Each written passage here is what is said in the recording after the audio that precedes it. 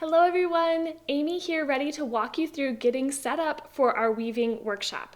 If you have our material pack, we'll go over what all the materials are and which ones we will be using on our loom now to get set up and ready to go for the beginning of the workshop. Here you'll see the items that came in your material pack.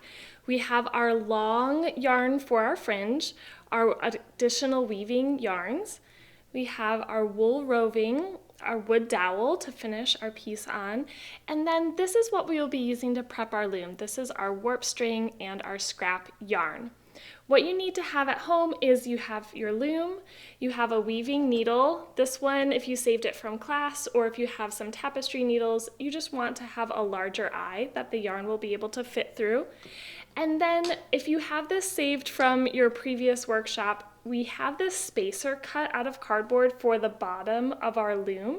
This one is a 2 3/4 inch by 7 inch piece of cardboard.